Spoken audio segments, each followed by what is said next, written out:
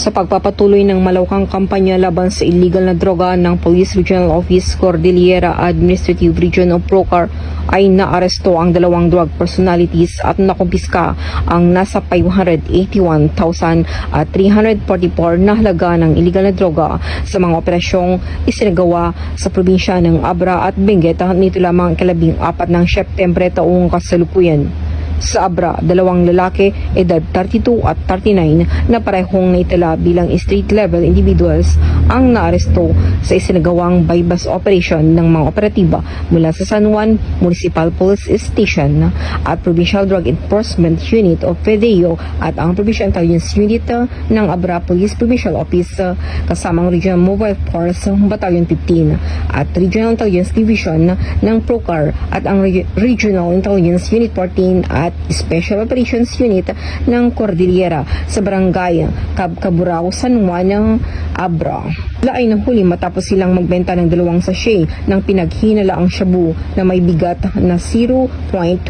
grams at standard drug price na 1,836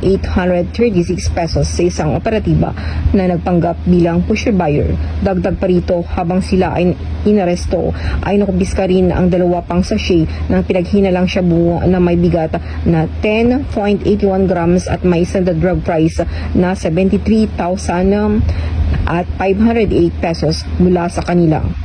Ang mga suspect at nakumpiskang ebidensya ay dinala sa kustodiya ng San Juan MPS para sa dokumentasyon at wastong disposisyon. Ang mga suspect ay nahaharap sa kasong paglabag sa Republic Act 9165 o Comprehensive Dangerous Drugs Act of 2002.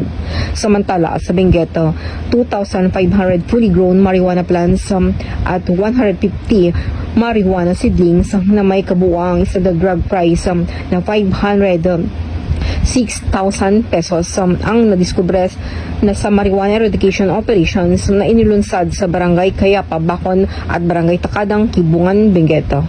Ang operasyon ay naisikatuparan sa pamamagitan ng pagtutulungan ng mga operatiba mula sa Kibungan MPS, Bacon MPS, PDEO at PIU ng Benguet PPO at ang Regional Intelligence Division ng Procar at ang Regional Intelligence Unit 14 at kasama ang Philippine Drug Enforcement Agency Cordillera.